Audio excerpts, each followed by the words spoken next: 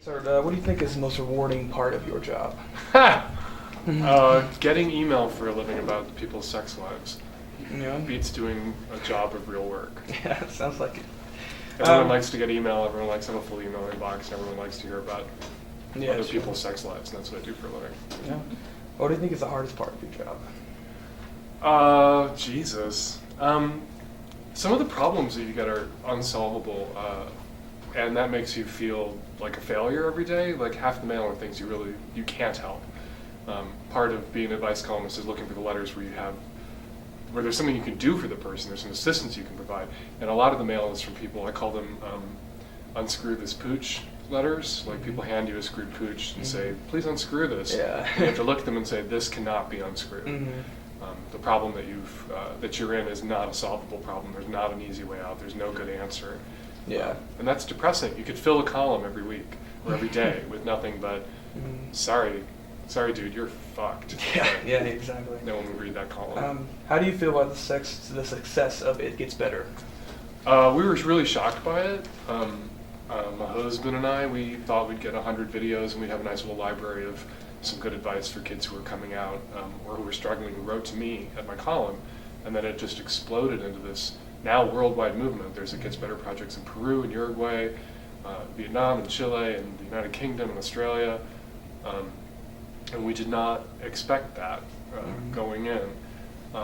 We have to sort of keep our eye on what the project is about. It's about saving lives, and it has saved lives. It wasn't about trying to be the biggest YouTube channel ever. And sometimes people say, aren't you thrilled about how big a success it's been? Like, no, we're really actually kind of not, because the success of it points to the need for it, and there's a need for it because these kids are being so badly abused. So I would be really thrilled if the whole thing was a failure because there was no need for it. Yeah. We're gratified and pleased that so many people wanted to help. We wish that these kids weren't in a situation where they needed it. Do you ever get personally involved or attached to any of those that are asking for advice from you? Yeah, often.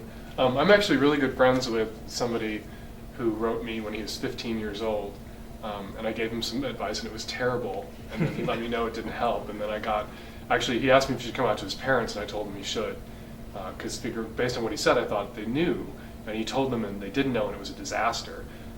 So this was actually via my radio show at the time. So he called in, and I got him off the air and got his mother's phone number and called my mother, and had my mother call his mother and yell at her. So my whole family kind of got involved in this kid's life, and he's still a friend. Now he's in his 30s, and he's still a really close friend of my family's and a close friend of mine and Terry's. Yeah, that's great. Do you prefer writing, podcasting, or being on television? Podcasting.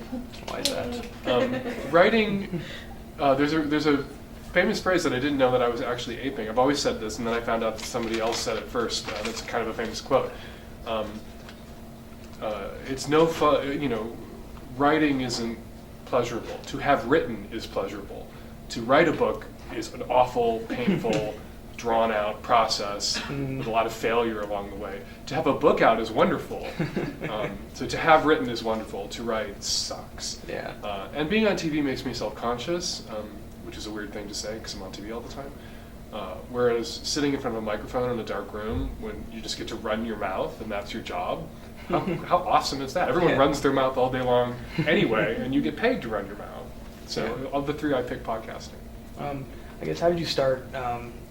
In sex advice columnist. How did you start in your career? I met somebody who was about to start a newspaper. It was the guy who founded The Onion, Tim Keck, sold The Onion and was moving to Seattle from Madison, Wisconsin to start a newspaper. Tim is the person who invented writing bullshit in the AP style. That's Tim. From which has flowed everything, The Daily Show and all this other shit. Yeah. He was telling me about his newspaper, and I said, oh, you should have an advice column, because everybody reads those. And he went, oh, that is great advice, why don't you write it? And I wasn't angling for the gig, I'd never written anything, I didn't think of myself as an advice columnist, or a writer at all at the time. And so I just sort of stumbled into it. Okay. Why did you decide to come Northwest? because they invited me. I'm like the devil. You have to ask me. And I just don't show up. Hello, Northwest. Here I am. Yeah. Let's have a chat.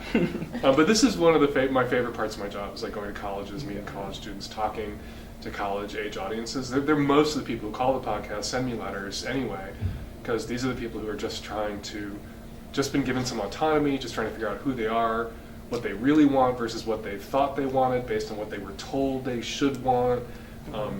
And so questions from college-age folks, that's the real meat. That's the meat and potato. That's what I do. I talk to college kids. Mm-hmm. You stir up quite a lot of controversy sometimes among right-wing groups. I guess, why do you think you cause so much controversy? Maybe expand on that. Well, sometimes I say things that are true that piss them off, and they should be pissed off. Sometimes you run your mouth for a living. Sometimes you're going to run yourself into a ditch.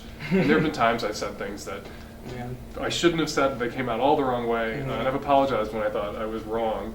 As opposed to a right-wing bloviator, they never apologize. Yeah. They're always wrong and they never apologize. I'm most often right, and when I am wrong, I apologize. But, I piss people off because I don't care. Because I don't edit or censor myself. Because I don't feel like I don't feel obligated to be polite to people who tell me I'm sick and sinful and perverse and a risk to the survival of the human race and a dangerous sodomite, or who compare gay people to pedophiles. I don't feel like I should have to be polite to those people. Those people are assholes who are saying horrible things. Whether they're Rick Santorum or Peter LaBarbera or Bill Donahue, I don't have to be nice to those motherfuckers. Yeah. They're not nice to me. So when people come at me and go, why are you should be civil, it's like, go tell those motherfuckers. Go tell the Pope to be civil. The Pope, intrinsically morally disordered, calls gay people evil, says that gay marriage is going to lead to the extinction of the human race, which is so insulting, but the insult is directed at straight people. I don't know why straight people don't get mad at the Pope when he says that, because what he's saying is everybody's gay.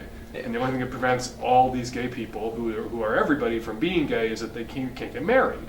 And once you let everybody get gay married, then everyone's going to get gay married, because there's no such thing as a straight person. Everybody's gay.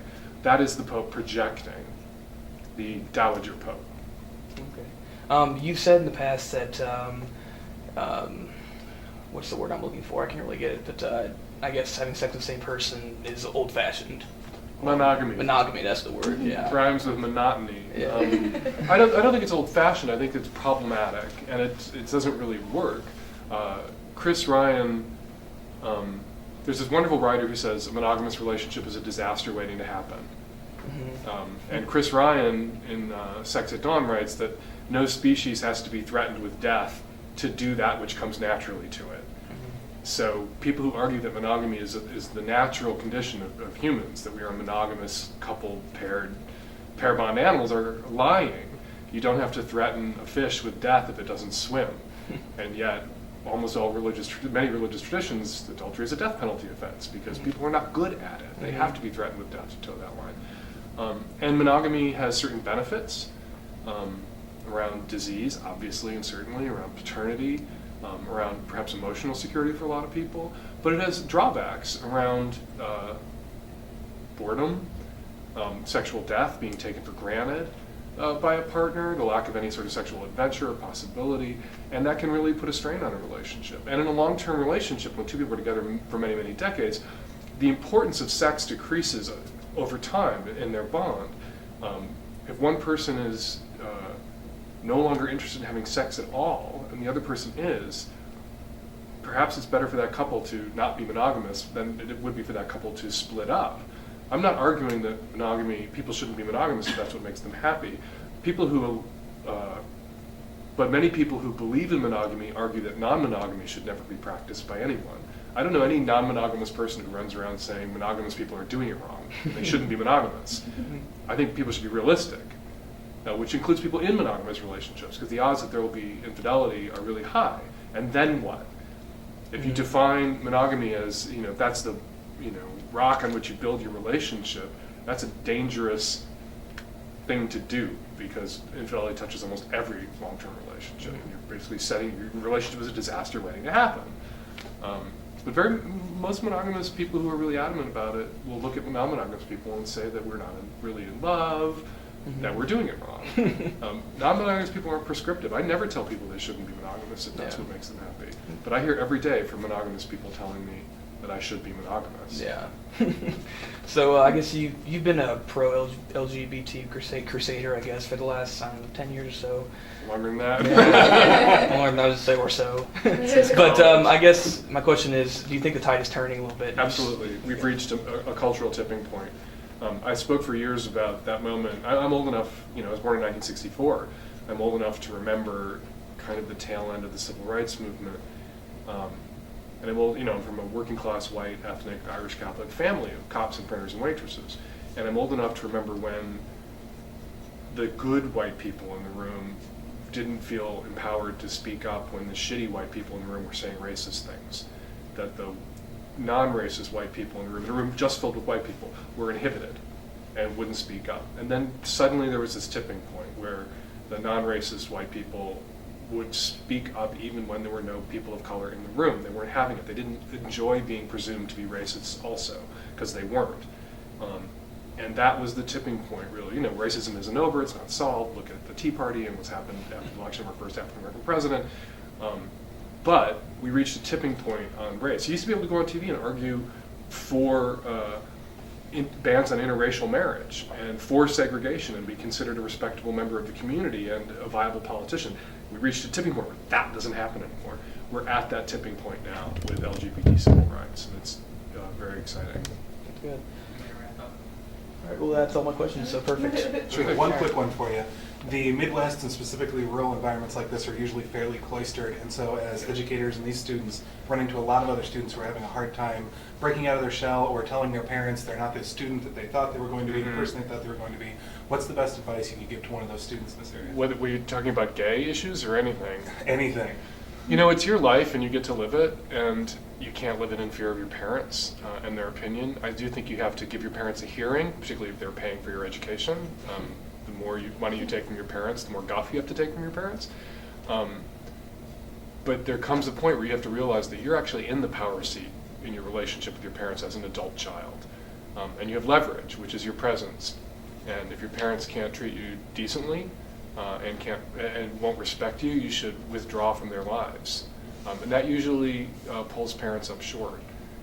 The thing I always tell gay kids who are coming out to their families is give them time, let them say shitty things, forgive them. When you were a little kid, you said shitty things, you don't remember, your parents forgave you.